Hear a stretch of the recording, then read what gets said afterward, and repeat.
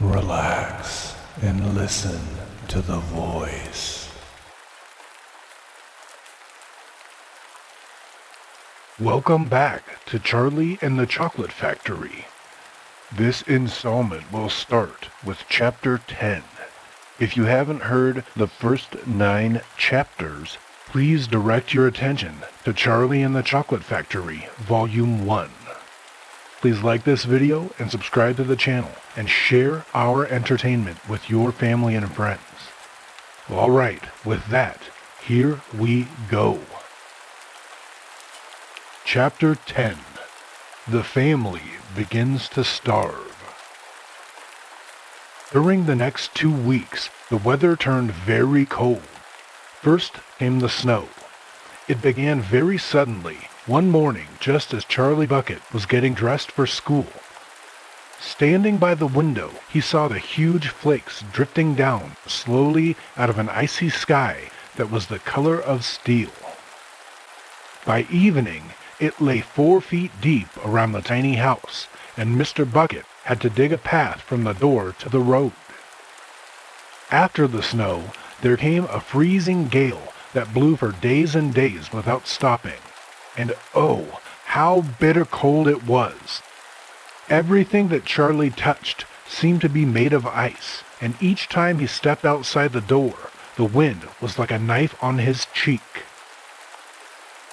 Inside the house, little jets of freezing air came rushing in through the sides of the windows and under the doors, and there was no place to go to escape them. The 4 old ones lay silent and huddled in their bed, trying to keep the cold out of their bones. The excitement over the golden tickets had long since been forgotten. Nobody in the family gave a thought now to anything except the 2 vital problems of trying to keep warm and trying to get enough to eat. There is something about very cold weather that gives one an enormous appetite.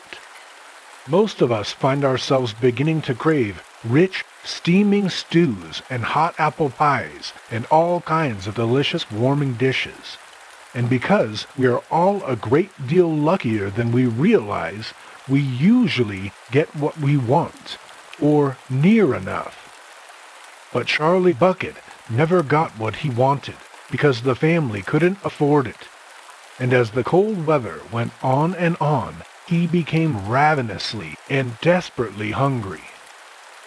Both bars of chocolate, the birthday one and the one that Grandpa Joe had bought, had long since been nibbled away, and all he got now were those thin, cabbagey meals 3 times a day. Then all at once, the meals became even thinner.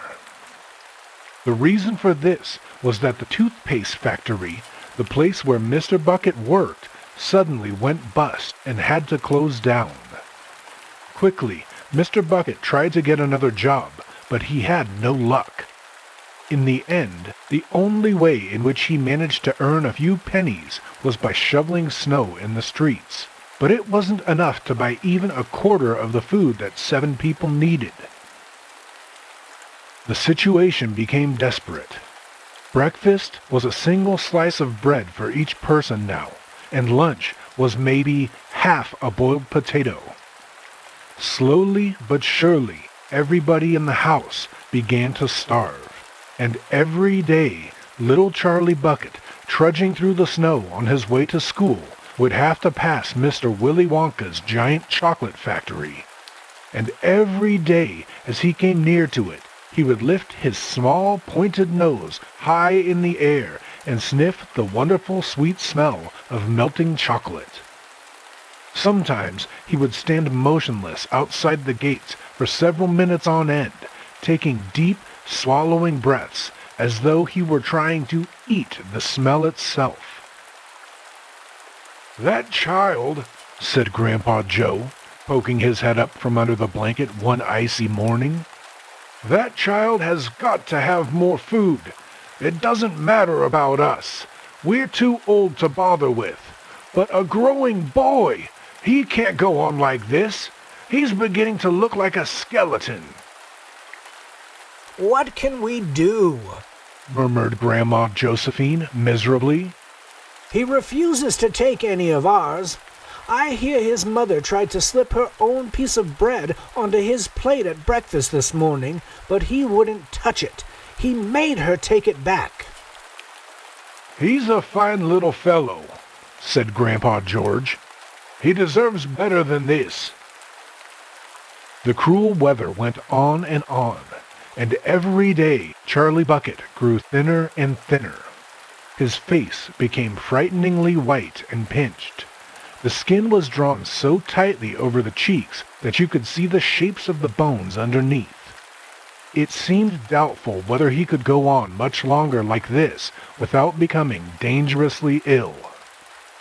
And now, very calmly, with that curious wisdom that seems to come so often to small children in times of hardship, he began to make little changes here and there in some of the things that he did, so as to save his strength.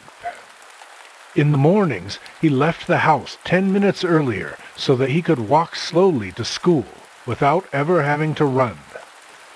He sat quietly in the classroom during break, resting himself, while the others rushed outdoors and threw snowballs and wrestled in the snow. Everything he did now, he did slowly and carefully to prevent exhaustion.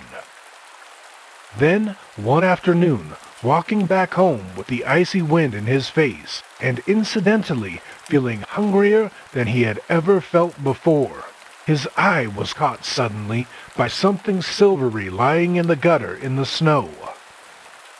Charlie stepped off the curb and bent down to examine it. Part of it was buried under the snow, but he saw at once what it was. It was a 50-pence piece. Quickly he looked around him. Had somebody just dropped it? No, that was impossible because of the way part of it was buried. Several people went hurrying past him on the pavement, their chins sunk deep in the collars of their coats, their feet crunching in the snow. None of them was searching for any money. None of them was taking the slightest notice of the small boy crouching in the gutter. Then it was his, this 50 pence. Could he have it? Carefully, Charlie pulled it out from under the snow. It was damp and dirty, but otherwise perfect. A whole 50 pence! He held it tightly between his shivering fingers, gazing down at it. It meant one thing to him at that moment. Only one thing. It meant food. Automatically, Charlie turned and began moving towards the nearest shop. It was only 10 paces away. It was a newspaper and stationery shop, the kind that sells almost everything, including sweets and cigars. And what he would do, he whispered quickly to himself.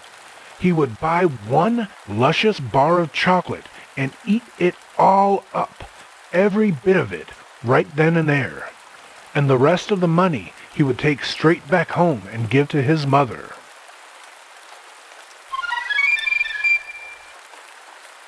Chapter 11. The Miracle. Charlie entered the shop and laid the damp 50 pence on the counter. "One Wonka's Whipple Scrumptious Fudge Mallow Delight," he said, remembering how much he had loved the one he had on his birthday. The man behind the counter looked fat and well-fed. He had big lips and fat cheeks and a very fat neck. The fat around his neck bulged out all around the top of his collar like a rubber ring. He turned and reached behind him for the chocolate bar. Then he turned back again and handed it to Charlie. Charlie grabbed it and quickly tore off the wrapper and took an enormous bite. Then he took another and another, and oh, the joy of being able to cram large pieces of something sweet and solid into one's mouth. The sheer, blissful joy of being able to fill one's mouth with rich, solid food. "You looked like you wanted that one, Sonny," the shopkeeper said pleasantly. Charlie nodded, his mouth bulging with chocolate. The shopkeeper put Charlie's change on the counter. "Take it easy," he said. "It'll give you a tummy ache if you swallow it like that without chewing." Charlie went on, wolfing the chocolate. He couldn't stop, and in less than half a minute, the whole thing had disappeared down his throat. He was quite out of breath, but he felt marvelously, extraordinarily happy. He reached out a hand to take the change. Then he paused. His eyes were just above the level of the counter. They were staring at the silver coins lying there. The coins were all 5-penny pieces. There were 9 of them altogether. Surely it wouldn't matter if he spent just one more. "I think," he said quietly, "I think I'll have just one more of those chocolate bars. The same kind as before, please." "Why not?" the fat shopkeeper said, reaching behind him again and taking another Whipple Scrumptious Fudge Mellow Delight from the shelf. He laid it on the counter. Charlie picked it up and tore off the wrapper, and suddenly, from underneath the wrapper, there came a brilliant flash of gold.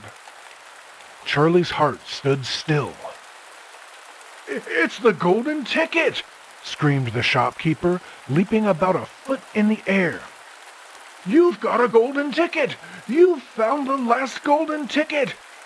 Hey, would you believe it? Come and look at this, everybody! This kid found Wonka's last golden ticket! There it is! It's right here in his hands!" It seemed as though the shopkeeper might be going to have a fit. "In my shop, too!" he yelled. "He found it right here in my own little shop! Somebody call the newspapers quick and let them know! Watch out now, Sonny! Don't tear it as you unwrap it! That thing is precious!" In a few seconds, there was a crowd of about 20 people clustering around Charlie, and many more were pushing their way in from the street. Everybody wanted to get a look at the golden ticket and at the lucky finder. "Where is it?" somebody shouted. "Hold it up so all of us can see it." "That's it there," someone else shouted. "He's holding it in his hands. See the gold shining?" "How did he manage to find it? I'd like to know," a large boy shouted angrily.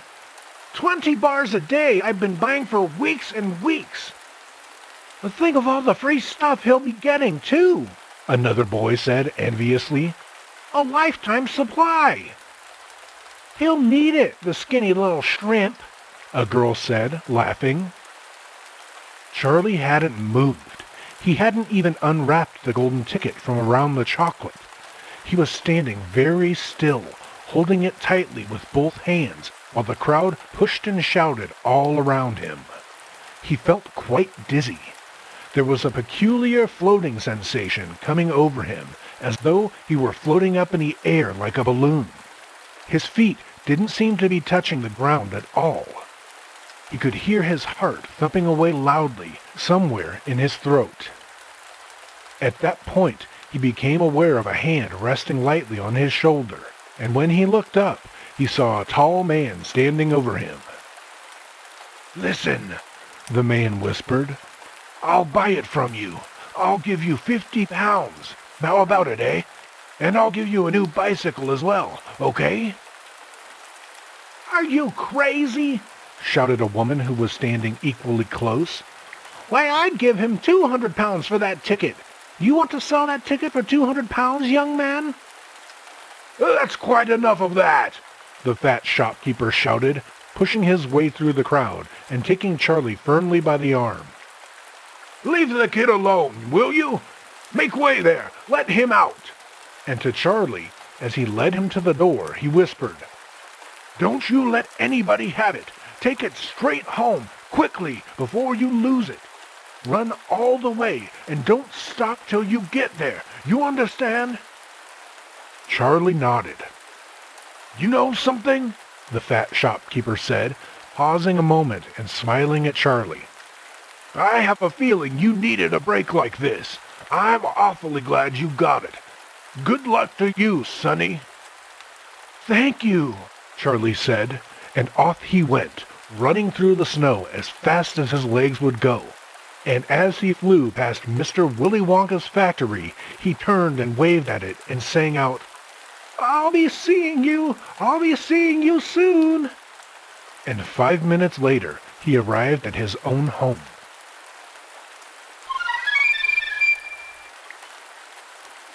Chapter 12. What It Said on the Golden Ticket. Charlie burst through the front door, shouting, "Mother! Mother! Mother!" Mrs. Bucket was in the old grandparents' room, serving them their evening soup. "Mother!" yelled Charlie, rushing in on them like a hurricane. "Look! I've got it! Look, Mother, look! The last golden ticket! It's mine! I found some money in the street, and I bought 2 bars of chocolate, and the second one had a golden ticket, and there were crowds of people all around me wanting to see it, and the shopkeeper rescued me, and I ran all the way home, and here I am. It's the 5th golden ticket, Mother, and I found it!" Mrs. Bucket simply stood and stared, while the 4 old grandparents, who were sitting up in bed, balancing bowls of soup on their laps, all dropped their spoons with a clatter and froze against their pillows.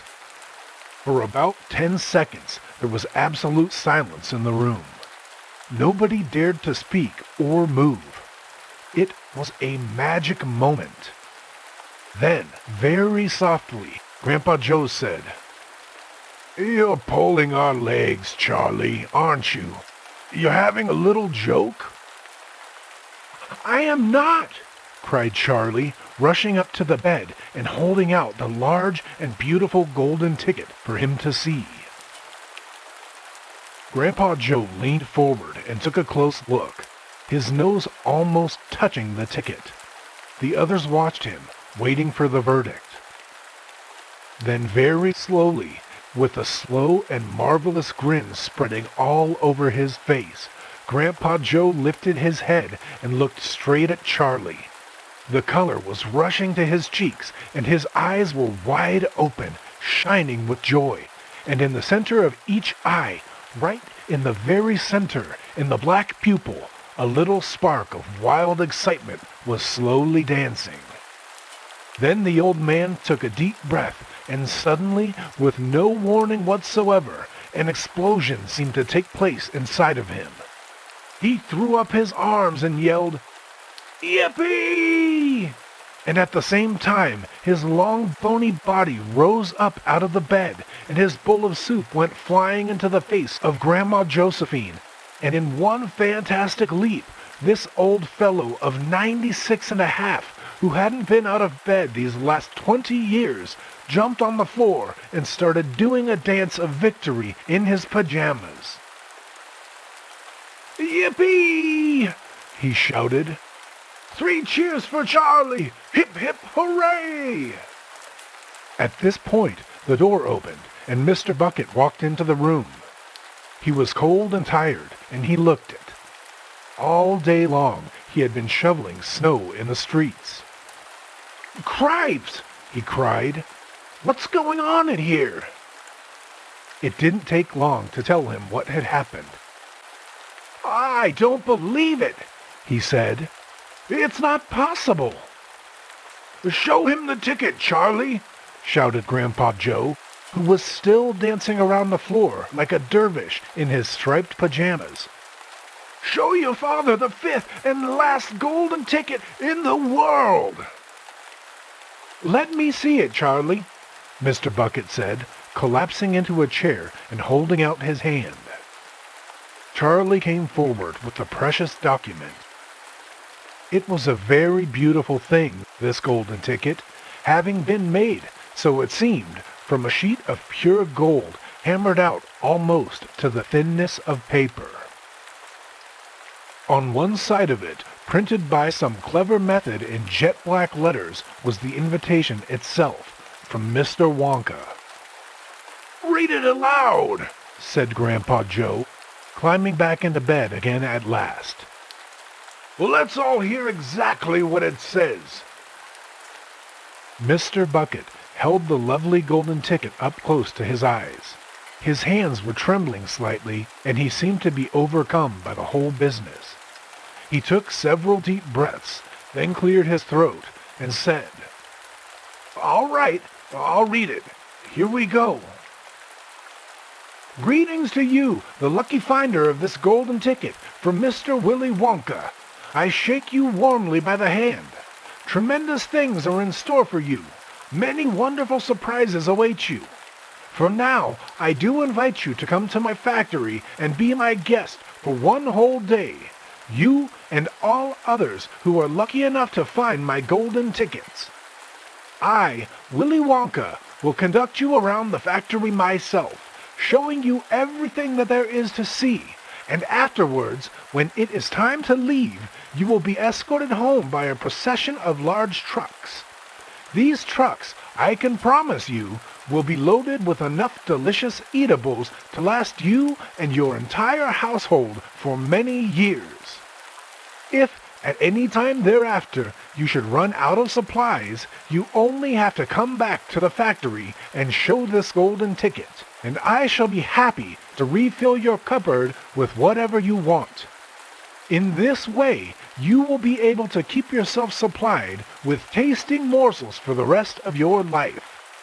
But this is by no means the most exciting thing that will happen on the day of your visit. I am preparing other surprises that are even more marvelous and more fantastic for you and for all my beloved golden ticket holders. Mystic and marvelous surprises that will entrance, delight, intrigue, astonish, and perplex you beyond measure. In your wildest dreams, you could not imagine that such things could happen to you. Just wait and see. And now, here are your instructions. The day I have chosen for the visit is the first day in the month of February. On this day, and on no other, you must come to the factory gates at 10 o'clock sharp in the morning. Don't be late. And you are allowed to bring with you either one or two members of your own family to look after you and to ensure that you don't get into mischief. One more thing. Be certain to have this ticket with you. Otherwise, you will not be admitted. Signed, Willy Wonka. The first day of February? Cried Mrs. Bucket. But that's tomorrow. Today is the last day of January. I know it is. Oh, cripes, said Mr. Bucket. I think you're right. You're just in time, shouted Grandpa Joe. There's not a moment to lose. You must start making preparations at once.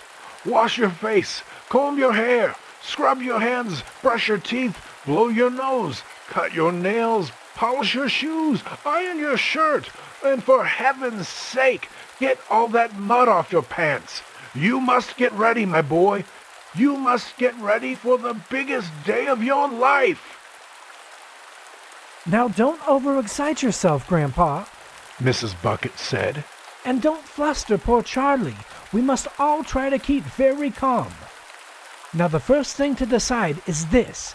Who is going to go with Charlie to the factory? I will, shouted Grandpa Joe, leaping out of bed once again. I'll take him. I'll look after him. You leave it to me. Mrs. Bucket smiled at the old man. Then she turned to her husband and said, How about you, dear? Don't you think you ought to go? Well, Mr. Bucket said, pausing to think about it. No, I'm not so sure that I should. But you must. There's no must about it, my dear, Mr. Bucket said gently. Mind you, I'd love to go. It'll be tremendously exciting.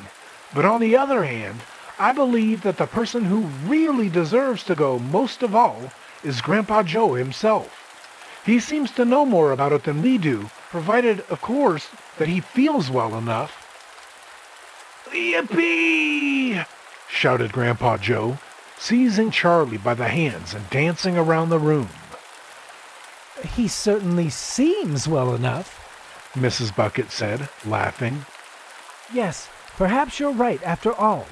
Perhaps Grandpa Joe should be the one to go with him. I certainly can't go myself and leave the other 3 old people all alone in bed for the whole day. Hallelujah! Yelled Grandpa Joe. Praise the Lord! At that point, there came a loud knock on the front door. Mr. Bucket went to open it, and the next moment, swarms of newspapermen and photographers were pouring into the house. They had tracked down the finder of the 5th golden ticket, and now they all wanted to get the full story for the front pages of the morning papers. For several hours, there was complete pandemonium in the little house, and it must have been nearly midnight before Mr. Bucket was able to get rid of them so that Charlie could go to bed.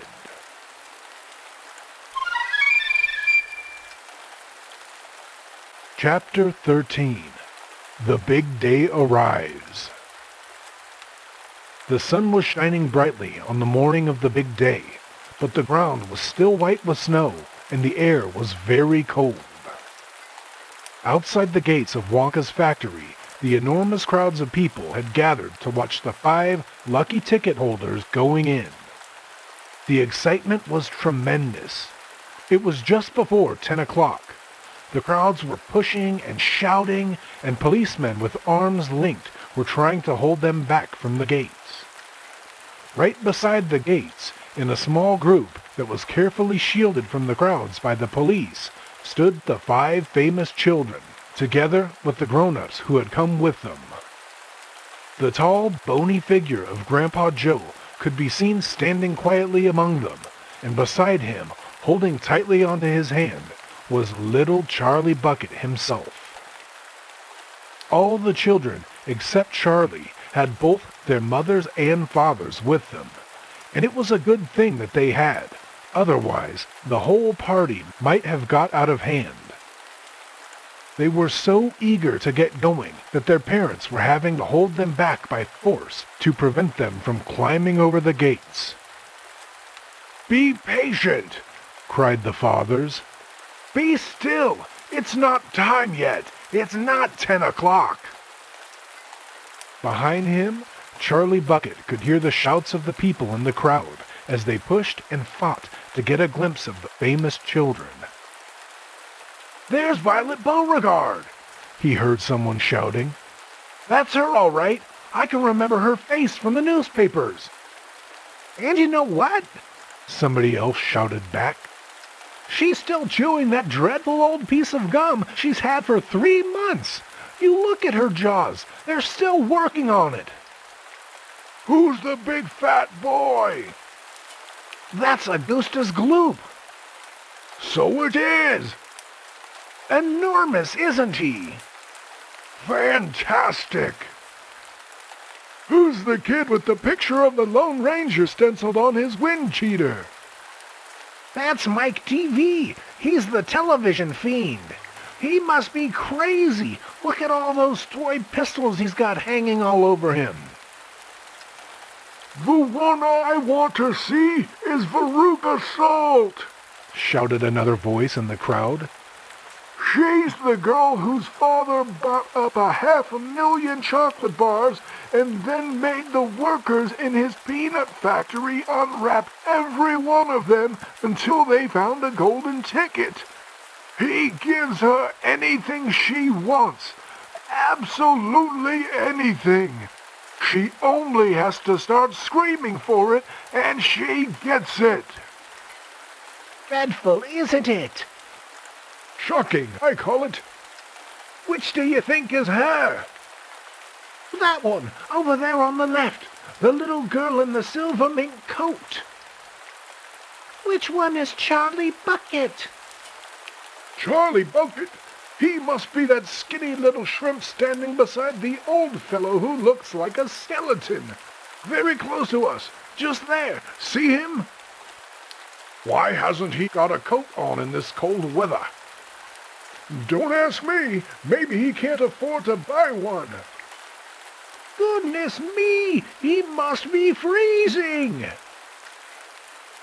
Charlie, standing only a few paces away from the speaker, gave Grandpa Joe's hand a squeeze, and the old man looked down at Charlie and smiled.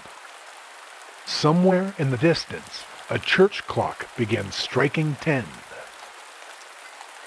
Very slowly, with a loud creaking of rusty hinges, the great iron gates of the factory began to swing open. The crowd suddenly became silent. The children stopped jumping about. All eyes were fixed upon the gates. "There he is!" somebody shouted. "That's him!" And so it was.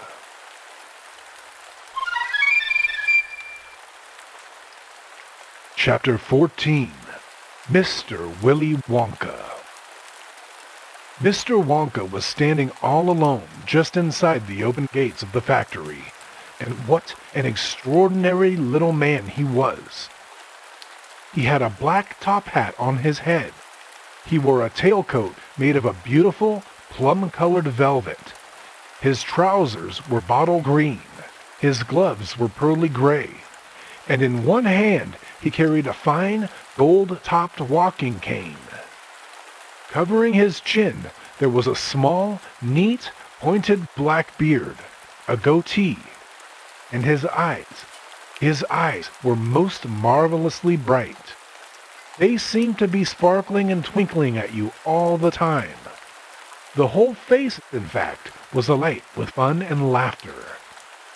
And oh, how clever he looked! How quick and sharp and full of life! He kept making quick, jerky little movements with his head, cocking it this way and that, and taking everything in with those bright, twinkling eyes.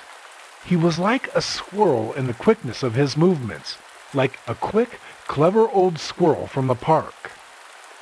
Suddenly, he did a funny little skipping dance in the snow, and he spread his arms wide, and he smiled at the 5 children who were clustered near the gates, and he called out, "Welcome, my little friends! Welcome to the factory!" His voice was high and fluty. "Will you come forward one at a time, please?" he called out. "And bring your parents. Then show me your golden ticket and give me your name. Who's first?"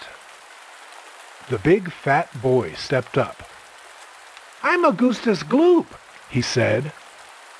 "Augustus!" cried Mr. Wonka, seizing his hand and pumping it up and down with terrific force. "My dear boy, how good to see you! Delighted, charmed, overjoyed to have you with us. And these are your parents? How nice! Come in, come in! That's right, step through the gates!" Mr. Wonka was clearly just as excited as everyone else. "My name," said the next child to go forward, "is Veruca Salt." "My dear Veruca, how do you do? What a pleasure this is! You do have an interesting name, don't you? I always thought that a verruca was a sort of wart that you got on the sole of your foot. But I must be wrong, mustn't I? How pretty you look in that lovely mink coat! I am so glad you could come. Dear me, this is going to be such an exciting day. I do hope you enjoy it. I'm sure you will. I know you will. Your father, how are you, Mr. Salt and Mrs. Salt? Overjoyed to see you. Yes, the ticket is quite in order. Please, go in." The next 2 children, Violet Beauregard and Mike TV, came forward to have their tickets examined, and then to have their arms practically pumped off their shoulders by the energetic Mr. Wonka. And last of all, a small, nervous voice whispered, "Charlie Bucket!" "Charlie!" cried Mr. Wonka. "Well, well, well, so there you are.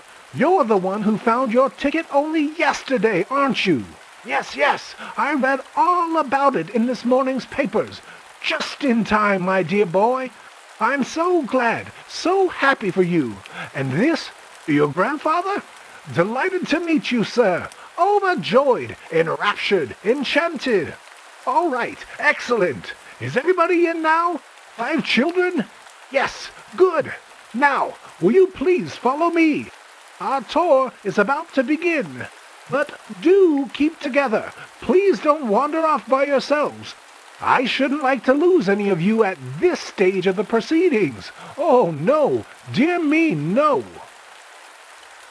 Charlie glanced back over his shoulder and saw the great iron entrance gates slowly closing behind him. The crowds on the outside were still pushing and shouting. Charlie took one last look at them. Then, as the gates closed with a clang, all sight of the outside world disappeared. "Here we are!" cried Mr. Wonka, trotting along in front of the group. "Through this big red door, please. That's right. It's nice and warm inside. I have to keep it warm inside the factory because of the workers. My workers are used to an extremely hot climate. They can't stand the cold. They'd perish if they went outdoors in this weather. They'd freeze to death." "But who are these workers?" asked Augustus Gloop. "All in time, my dear boy," said Mr. Wonka, smiling at Augustus. "Be patient. You shall see everything as we go along. Are all of you inside? Good. Would you mind closing the door? Thank you." Charlie Bucket found himself standing in a long corridor that stretched away in front of him as far as he could see. The corridor was so wide that a car could easily have been driving along it. The walls were pale pink. The lighting was soft and pleasant. "How lovely and warm," whispered Charlie. "I know, and what a marvelous smell," answered Grandpa Joe, taking a long, deep sniff. All the most wonderful smells in the world seemed to be mixed up in the air around them. The smell of roasting coffee and burnt sugar and melting chocolate and mints and violets and crushed hazelnuts and apple blossom and caramel and lemon peel. And far away in the distance, from the heart of the great factory, came a muffled roar of energy, as though some monstrous, gigantic machine were spinning its wheels at breakneck speed. "Now this, my dear children," said Mr. Wonka, raising his voice above the noise. "This is the main corridor. Will you please hang your coats and hats on those pegs over there, and then follow me? That's the way. Good. Everyone ready? Come on then. Here we go!" He trotted off rapidly down the corridor with the tails of his plum-colored velvet coat flapping behind him, and the visitors all hurried after him. It was quite a large party of people when you came to think of it. There were 9 grown-ups and 5 children, 14 in all, so you can imagine that there was a good deal of pushing and shoving as they hustled and bustled down the passage, trying to keep up with the swift little figure in front of them. "Come on!" cried Mr. Wonka. "Get a move on, please. We'll never get round today if you dawdle like this." Soon he turned right off the main corridor into another slightly narrower passage. Then he turned left, then left again, then right, then left, then right, then right, then left. The place was like a gigantic rabbit warren, with passages leading this way and that in every direction. "Don't you let go of my hand, Charlie," whispered Grandpa Joe. "Notice how all these passages are sloping downwards," called out Mr. Wonka. "We are now going underground. All the most important rooms in my factory are deep down below the surface." "Why is that?" somebody asked. "There wouldn't be nearly enough space for them up on top," answered Mr. Wonka. "These rooms we are going to see are enormous. They're larger than football fields. No building in the world would be big enough to house them. But down here, underneath the ground, I've got all the space I want. There's no limit, so long as I hollow it out. Mr. Wonka turned right. He turned left. He turned right again. The passages were sloping steeper and steeper downhill now. Then suddenly, Mr. Wonka stopped. In front of him, there was a shiny metal door. The party crowded around. On the door, in large letters, it said, "The Chocolate Room."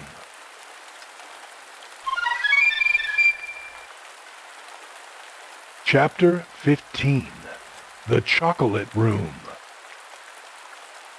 "An important room, this!" cried Mr. Wonka, taking a bunch of keys from his pocket and slipping one into the keyhole of the door. "This is the nerve center of the whole factory, the heart of the whole business, and so beautiful. I insist upon my rooms being beautiful. I can't abide ugliness in factories. In we go then, but do be careful, my dear children. Don't lose your heads. Don't get overexcited. Keep very calm." Mr. Wonka opened the door. 5 children and 9 grown-ups pushed their ways in, and oh, what an amazing sight it was that now met their eyes. They were looking down upon a lovely valley. There were green meadows on either side of the valley, and along the bottom of it there flowed a great brown river. What is more, there was a tremendous waterfall halfway along the river, a steep cliff over which the water curled and rolled in a solid sheet, and then went crashing down into a boiling, churning whirlpool of froth and spray.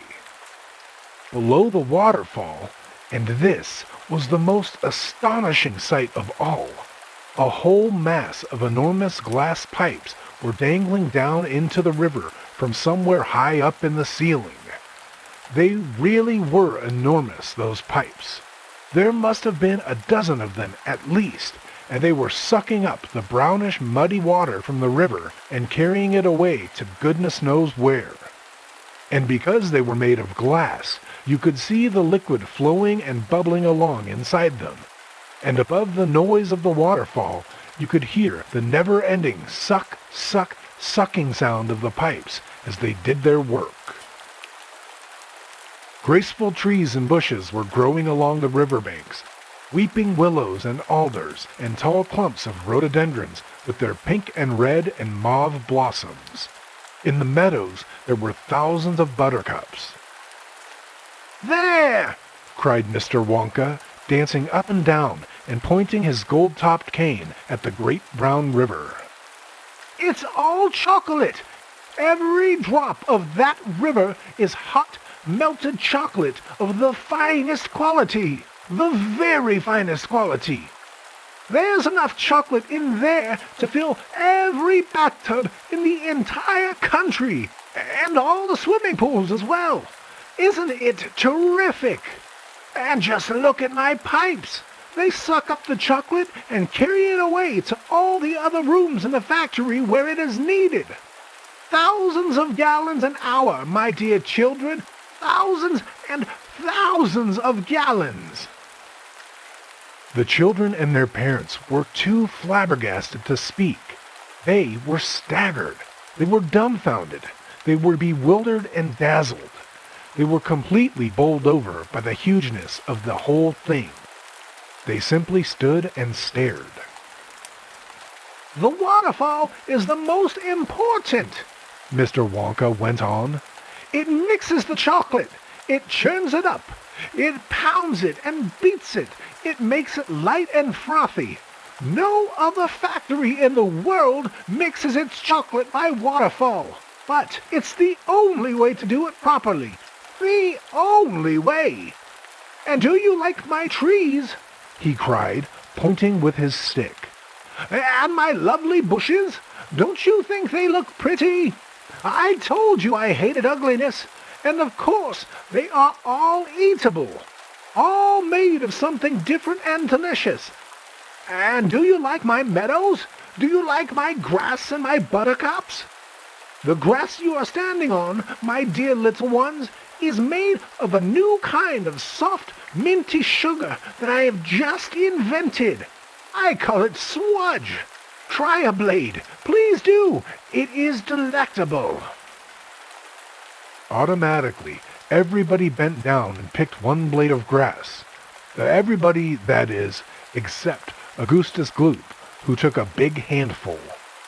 And Violet Beauregard, before tasting her blade of grass, took the piece of world record-breaking chewing gum out of her mouth and stuck it carefully behind her ear. "Isn't it wonderful?" whispered Charlie. "Hasn't it got a wonderful taste, Grandpa?" "I could eat the whole field," said Grandpa Joe, grinning with delight. "I could go around on all fours like a cow and eat every blade of grass in the field." "Try a buttercup," cried Mr. Wonka. "They're even nicer." Suddenly, the air was filled with screams of excitement. The screams came from Veruca Salt. She was pointing frantically to the other side of the river. Look over there," she screamed. "What is it? He's moving. He's walking. It's a little person. It's a little man down there below the waterfall." Everybody stopped picking buttercups and stared across the river. "She's right, Grandpa," cried Charlie. "It is a little man. Can you see him?" "I see him, Charlie," said Grandpa Joe excitedly. And now everyone started shouting at once. "There's two of them!" "My gosh, so there is. There's more than two. There's 1, 2, 3, 4, 5. What are they doing? Where do they come from? Who are they?" Children and parents alike rushed down to the edge of the river to get a closer look. "Aren't they fantastic?" "No higher than my knee. Look at their funny long hair." The tiny men were no larger than medium-sized dolls. They had stopped what they were doing, and now they were staring back across the river at the visitors. One of them pointed towards the children, and then he whispered something to the other 4, and all 5 of them burst into peals of laughter. "But they can't be real people," Charlie said. "Of course they're real people," Mr. Wonka answered.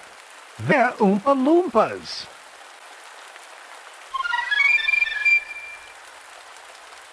Chapter 16. The Oompa Loompas. "Oompa Loompas?" everyone said at once. "Oompa Loompas, imported directly from Loompa Land," said Mr. Wonka proudly. "There is no such place," said Mrs. Salt. "Excuse me, my dear lady, but—" "Mr. Wonka," cries Mrs. Salt. "I'm a teacher of geography." "Then you'll know all about it," said Mr. Wonka. "And oh, what a terrible country it is! Nothing but thick jungles infested by the most dangerous beasts in the world. Hornswogglers and snozwangers, and those terrible, wicked wangdoodles. A wangdoodle would eat 10 Oompa Loompas for breakfast and come galloping back for a second helping. When I went out there, I found the little Oompa Loompas living in tree houses. They had to live in tree houses to escape from the wangdoodles and the hornswogglers and the snozwangers. And they were living on green caterpillars, and the caterpillars tasted revolting. And the Oompa Loompas spent every moment of their days climbing through the treetops, looking for other things to mash up with the caterpillars to make them taste better. Red beetles, for instance, and eucalyptus leaves, and the bark of the bong-bong tree. All of them beastly, but not quite so beastly as the caterpillars. Poor little Oompa Loompas! The one food that they longed for more than any other was the cacao bean, but they couldn't get it. And Oompa Loompa was lucky if he found 3 or 4 cacao beans a year. But oh, how they craved them! They used to dream about cacao beans all night and talk about them all day. You had only to mention the word cacao to an Oompa Loompa, and he would start dribbling at the mouth. The cacao bean, Mr. Wonka continued, which grows on the cacao tree, happens to be the thing from which all chocolate is made. You cannot make chocolate without the cacao bean. The cacao bean is chocolate. I, myself, use billions of cacao beans every week in this factory. And so, my dear children, as soon as I discovered that the Oompa Loompas were crazy about this particular food, I climbed up to their treehouse village and poked my head in through the door of the treehouse belonging to the leader of the tribe. The poor little fellow, looking thin and starved, was sitting there trying to eat a bowl full of mashed-up green caterpillars without being sick. "Look here," I said, speaking not in English, of course, but in Oompa Loompish. "Look here, if you and all your people will come back to my country and live in my factory, you can have all the cacao beans you want. I've got mountains of them in my storehouses. You can have the cacao bean for every meal. You can gorge yourself silly on them. I'll even pay your wages in cacao beans if you wish." "You really mean it?" asked the Oompa Loompa leader, leaping up from his chair. "Well, of course I mean it," I said, "and you can have chocolate as well. Chocolate tastes even better than cacao beans because it's got milk and sugar added." Well, the little man gave a great whoop of joy and threw his bowl of mashed caterpillars right out the treehouse window. "It's a deal," he cried. "Come on, let's go." So I shipped them all over here, every man, woman, and child in the Oompa Loompa tribe. It was easy. I smuggled them over in large packing cases with holes in them, and they all got here safely. They are wonderful workers. They all speak English now. They love dancing and music. They are always making up songs. I expect you will hear a good deal of singing today from time to time. I must warn you, though, that they are rather mischievous. They like jokes. They still wear the same kind of clothes that they wore in the jungle. They insist upon that. The men, as you can see for yourselves across the river, wear only deerskins. The women wear leaves, and the children wear nothing at all.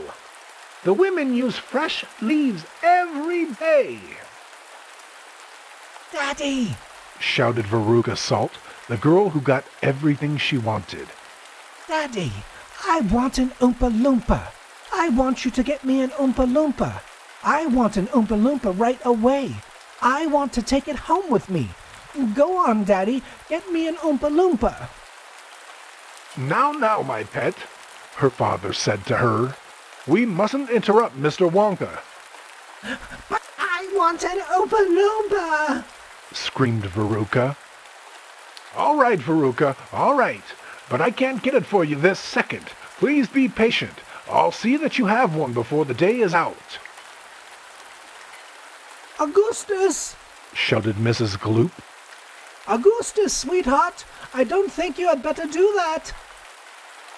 Augustus Gloop, as you might have guessed, had quietly sneaked down to the edge of the river, and he was now kneeling on the riverbank, scooping hot melted chocolate into his mouth as fast as he could.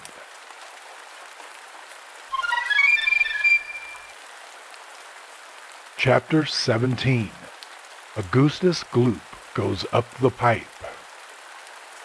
When Mr. Wonka turned round and saw what Augustus Gloop was doing, he cried out, "Oh, no! Please, Augustus! Please! I beg of you not to do that! My chocolate must be untouched by human hands!" "Augustus!" called out Mrs. Gloop. "Didn't you hear what the man said? Come away from that river at once!" "This stuff is fabulous," said Augustus, taking not the slightest notice of his mother or Mr. Wonka. Gosh, I need a bucket to drink it properly. Augustus! Cried Mr. Wonka, hopping up and down and waggling his stick in the air. You must come away! You are dirtying my chocolate! Augustus! Cried Mrs. Gloop. Augustus! Cried Mr. Gloop. But Augustus was deaf to everything except the call of his enormous stomach. He was now lying full length on the ground with his head far out over the river, lapping up the chocolate like a dog. Augustus! Shouted Mrs. Gloop. You'll be giving that nasty cold of yours to about 1 million people all over the country. Be careful, Augustus! Shouted Mr. Gloop. You're leaning too far out! Mr. Gloop was absolutely right, for suddenly there was a shriek, and then a splash, and into the river went Augustus Gloop, and in 1 second he had disappeared under the brown surface. Save him! Screamed Mrs. Gloop, going white in the face and waving her umbrella about. He'll drown! He can't swim a yard! Save him! Save him! Good heavens, woman, said Mr. Gloop. I'm not diving in there. I've got my best suit on. Augustus Gloop's face came up again to the surface, painted brown with chocolate. Help! Help! Help! He yelled. Fish me out! Don't just stand there! Mrs. Gloop screamed at Mr. Gloop. Do something! I am doing something, said Mr. Gloop, who was now taking off his jacket and getting ready to dive into the chocolate. But while he was doing this, the wretched boy was being sucked closer and closer towards the mouth of one of the great pipes that was dangling down into the river. Then, all at once, the powerful suction took hold of him completely, and he was pulled under the surface and then into the mouth of the pipe. The crowd on the riverbank waited breathlessly to see where he would come out. There he goes! Somebody shouted, pointing upwards. And sure enough, because the pipe was made of glass, Augustus Gloop could be clearly seen shooting up inside it, head first, like a torpedo. Help! Murder! Police! Screamed Mrs. Gloop. Augustus, come back at once! Where are you going? It's a wonder to me, said Mr. Gloop, how that pipe is big enough for him to go through it. It isn't big enough, said Charlie Bucket. Oh dear, look, he's slowing down. Well, so he is, said Grandpa Joe. He's going to stick, said Charlie. Well, I think he is, said Grandpa Joe. By golly, he has stuck, said Charlie. It's his stomach that's done it, said Mr. Gloop. Well, he's blocked the whole pipe, said Grandpa Joe. Smash the pipe! Yelled Mrs. Gloop, still waving her umbrella. Augustus, come out of there at once! The watchers below could see the chocolate swishing around the boy in the pipe. They could see it building up behind him in a solid mass, pushing against the blockage. The pressure was terrific. Something had to give. Something did give, and that something was Augustus. Woof! Up he shot again, like a bullet in the barrel of a gun. He's disappeared! Yelled Mrs. Gloop. Where does that pipe go to? Quick, call the fire brigade! Keep calm, cried Mr. Wonka. Keep calm, my dear lady, keep calm. There is no danger whatsoever. Augustus has gone on a little journey, that's all. A most interesting little journey, but he'll come out of it just fine. You wait and see. How can he possibly come out just fine? Snapped Mrs. Gloop. He'll be made into marshmallows in 5 seconds. Impossible! cried Mr. Wonka. Unthinkable! Inconceivable! Absurd! He could never be made into marshmallows! And why not, may I ask? Shouted Mrs. Gloop. Because that pipe doesn't go anywhere near it. That pipe, the one that Augustus went up, happens to lead directly to the room where I make a most delicious kind of strawberry-flavored chocolate-coated fudge. Then he'll be made into strawberry-flavored chocolate-coated fudge? Screamed Mrs. Gloop. My poor Augustus! They'll be selling him by the pound all over the country tomorrow morning. Quite right, said Mr. Gloop. I know I'm right, said Mrs. Gloop. It's beyond a joke, said Mr. Gloop. Mr. Wonka doesn't seem to think so, cried Mrs. Gloop. Just look at him. He's laughing his head off. How dare you laugh like that when my boy's just gone up the pipe? You monster!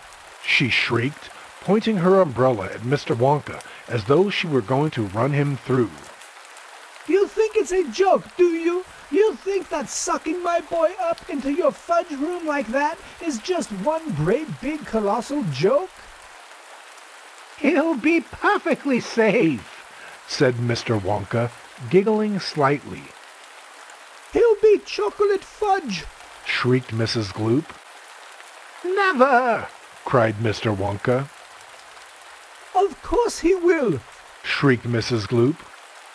I wouldn't allow it, cried Mr. Wonka. And why not? shrieked Mrs. Gloop. Because the taste would be terrible, said Mr. Wonka. Just imagine it. Augustus-flavored chocolate-coated goop? No one would buy it. They most certainly would, cried Mr. Gloop indignantly. I don't want to think about it, shrieked Mrs. Gloop. Nor do I, said Mr. Wonka. And I do promise you, madame, that your darling boy is perfectly safe. If he's perfectly safe, then where is he? snapped Mrs. Gloop. Lead me to him this instant. Mr. Wonka turned around and clicked his finger sharply. Click, click, click, 3 times. Immediately, an Oompa Loompa appeared, as if from nowhere, and stood beside him. The Oompa Loompa bowed and smiled, showing beautiful white teeth. His skin was rosy white, his long hair was golden brown, and the top of his head came just above the height of Mr. Wonka's knee. He wore the usual deerskin slung over his shoulder.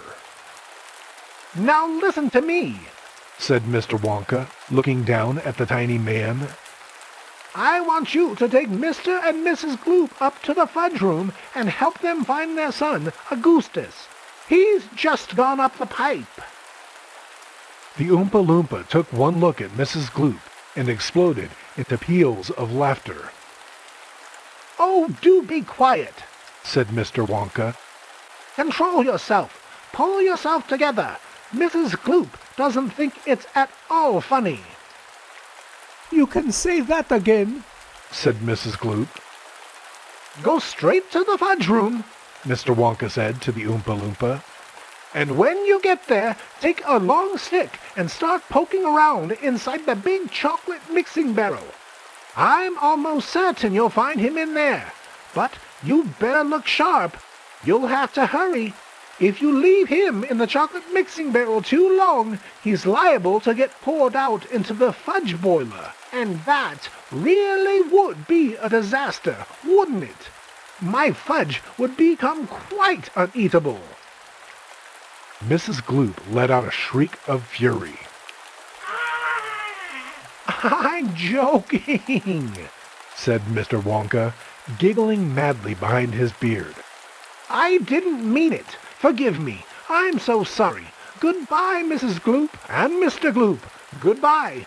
I'll see you later. As Mr. and Mrs. Gloop and their tiny escort hurried away, The 5 Oompa Loompas on the far side of the river suddenly began hopping and dancing about and beating wildly upon a number of very small drums. Augustus Gloop, They chanted. Augustus Gloop, Augustus Gloop, Augustus Gloop. "Grandpa!" cried Charlie. "Listen to them, Grandpa! What are they doing?" "Shh!" whispered Grandpa Joe. "I think they're going to sing us a song." "Augustus Gloop," chanted the Oompa Loompas. "Augustus Gloop, Augustus Gloop, the great big greedy nincompoop. How long could we allow this beast to gorge and guzzle, feed and feast on everything he wanted to? Great Scott, it simply wouldn't do. However long this pig might live, we're positive he'd never give even the smallest bit of fun or happiness to anyone. So what do we do in cases such as this? We use the gentle touch, and carefully we take the brat and turn him in to something that will give great pleasure to us all. A doll, for instance, or a ball, or marbles, or a rocking horse. But this revolting boy, of course, was so unutterably vile, so greedy, foul, and infantile. He left a most disgusting taste inside our mouths, and so, in haste, we chose a thing that, come what may, would take the nasty taste away. Come on, we cried, the time is ripe to send him shooting up the pipe. He has to go, it has to be, and very soon he's going to see, inside the room to which he's gone, some funny things are going on. But don't, dear children, be alarmed.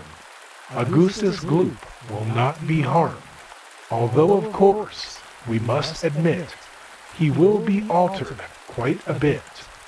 He'll be quite changed from what he's been when he goes through the fudge machine. Slowly the wheels go round and round, the cogs begin to grind and pound. 100 knives go slice, slice, slice. We add some sugar, cream, and spice.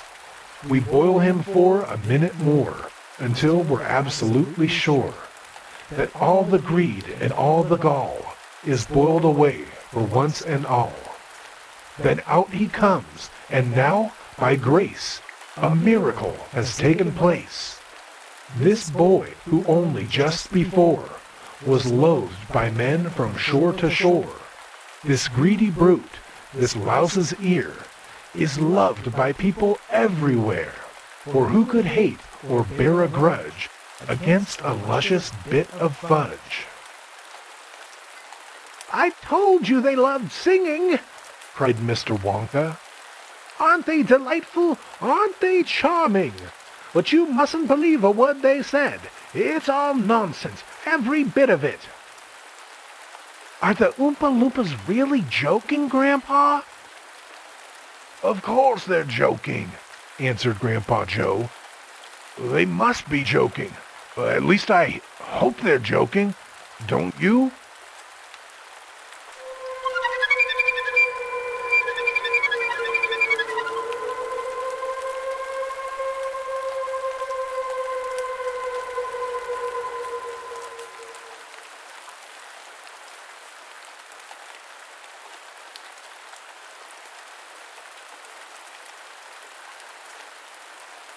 And that wraps up this installment of Charlie and the Chocolate Factory, Volume 2.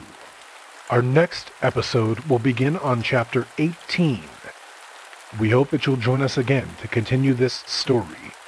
We once again ask that you subscribe to the channel, share this with your family and friends, click the like button, and leave a comment on this video.